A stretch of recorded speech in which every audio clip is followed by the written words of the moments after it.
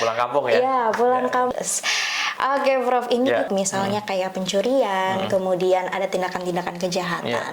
Nah, menurut Prof Agus sendiri, apa ada kemungkinan terjadinya, misal harus dipastikan tuh rumah itu aman betul ya, benar rumah itu di apa namanya, terutama kalau bagi sudah punya tiket sebelumnya, kemudian di kereta api. Ramadan merupakan momentum yang pas bagi kita untuk bersilaturahmi bersama saudara-saudara dan keluarga besar. Budaya di Indonesia sendiri merupakan masyarakatnya mengikuti pulkam, Prof, atau pulang kampung ya. Ya, pulang kampung atau namanya mudik ya. Mudik lebaran. Nah, bagi netizen, kita akan simak tips dan trik dari Prof Agus terkait dengan momentum mudik lebaran kali ini. Akan kita kupas tuntas di Ngohok Ngobrol Hukum on Konstitusi with Prof Agus. Oke, Prof, ini kita sudah menjelang lebaran ini, Prof, ya. Kalau biasanya Prof sendiri gimana, Prof, kalau menjelang lebaran gini, Prof? Ya, seperti sebelum-sebelumnya ya, lebaran tahun sebelumnya ya biasa ya, kita rutinitas menjalankan ibadah Ramadan, puasa. Terus biasanya di hari H itu saya biasanya pulang kampung sama anak dan keluarga begitu. Bertemu keluarga besar ya, Prof, ya. Orang tua masih ada, bapak di kampung. Alhamdulillah, kita bisa bersilaturahmi bersama keluarga ya, Prof, ya. Jadi momentum ini kan biasanya masyarakat juga meninggalkan tempat tinggal yang sekarang untuk balik ke kampung halaman. Biasanya rawan-rawan terjadi, Prof, misalnya kayak pencurian, kemudian ada tindakan-tindakan kejahatan. Nah, menurut Prof Agus sendiri, apa ada pencegahan untuk tindakan tersebut, Prof? Ya, saya kira ada ya. Pertama, harus memastikan ya, sebenarnya tidak hanya soal pencurian dan lain-lain ya. Terutama keamanan rumah yang akan ditinggal itu dari kemungkinan terjadinya misalkan kebakaran rumah, kemudian adanya kebakaran kan sangat penting ya, itu harus diantisipasi. Makanya sebelum meninggalkan rumah itu harus dipastikan bahwa aliran listrik tidak ada yang kemudian menimbulkan potensi konsleting lah gitu. Itu yang pertama. Yang kedua adalah tentu harus dipastikan tuh rumah itu aman betul ya, peluang untuk terjadinya satu pencurian itu harus juga benar-benar dipastikan ya, rumahnya harus terkunci dengan baik ya. Terus kemudian kalau meninggalkan rumah itu juga katakanlah berdoa dulu lah, mudah-mudahan rumah itu dijaga lah gitu sama ya, Allah lah ya. gitu ya. Nah, itu penting juga. Nah, setelah itu terutama kalau bagi masyarakat yang mudik ya, yang menggunakan kendaraan atau transportasi umum ya, misalkan transportasi kereta, bus dan seterusnya, itu harus dipastikan sudah punya tiket sebelumnya. Jangan sampai nanti di tempat misalkan di terminal bus, kemudian di kereta api terjadi kendala-kendala kan. Nah, itu juga harus dipastikan. Terus kemudian jangan percaya dengan calo ya. Harus benar-benar kalau misalkan mau membeli tiket ya beli di tempat-tempat atau di loket resmi yang memang gitu resmi. Ya, ini tidak boleh kemudian beli tiket sembarangan ya. Katakanlah ada promo di online misalkan ya, harganya murah gitu kan. Itu tertarik kan untuk beli. Padahal itu kadang-kadang suka banyak penipuan. Oleh karena itu masyarakat juga harus hati-hati.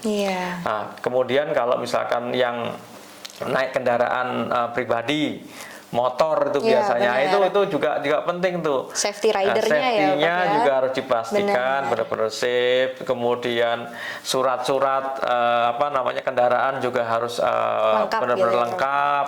SIM juga tidak boleh lupa dan seterusnya ya. Kendaraannya juga benar-benar harus aman ya. Misalkan sebelumnya diservis dulu. Sehingga benar-benar kalau mau perjalanan jauh itu sudah aman lah gitu. Meminimalisir kecelakaan juga ya, Prof, meminimalisir kecelakaan ya. Oke, ini emang banyak sekali sih, Prof, kita temui ya, Prof, ya, apalagi calo-calo menjelang Ramadan ya, Prof, ya, memang bertebaran di mana-mana. Kita harus juga hati-hati agar terhindar juga dari penipuan gitu ya, Prof, ya. Betul. Oke, kalau mungkin ada pesan-pesan dari Prof Agus sendiri langsung ke masyarakat yang menonton, Prof, mungkin? Ya, saya pikir begini ya, Lebaran itu jadikan pulang kampung ini sebagai satu ajang silaturahim.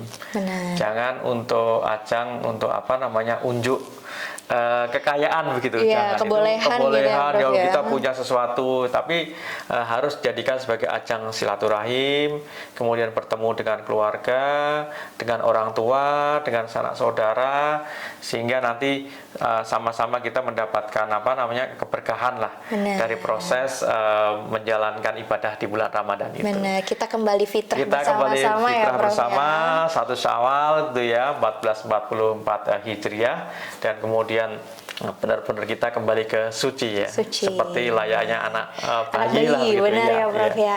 Jadi kita juga bermaaf-maafan juga kepada sanak saudara, kepada rekan-rekan semuanya gitu ya, Prof, ya. Jadi bukan untuk unjuk kebolehan gitu ya, Prof, ya. Saya kira bukan itu ya, mana mudik Lebaran itu adalah untuk silaturahim kepada sanak saudara, terutama kepada orang tua yang masih punya orang tua ya. Gitu. Itu manfaatkan momentum itu. Dan biasanya kalau di kampung itu kan ada ziarah ya. Iya, ziarah ya, itu biasanya ke kubur ya, manfaatkan untuk berdoa lah kepada Allah ya, untuk mendoakan saudara, orang tua dan seterusnya. Ini cukup menarik ya, Prof. Terutama kalau kita pulang kampung, biasanya kita ada sajian makanan tradisional yang kita rindukan ya, Prof, betul, ya, betul. di kampung halaman ya, Prof, ya. Ini udah nggak sabar banget sih, Prof, mau ini ya, Prof, ya, mencicipi. Kebetulan nanti Prof Agus maunya mudik kemana, Prof? Saya mudik ke Kendal, ke Jawa Tengah. Waduh, ya, Kendal, ke Jawa Tengah itu di sana biasanya ada makanan khas itu.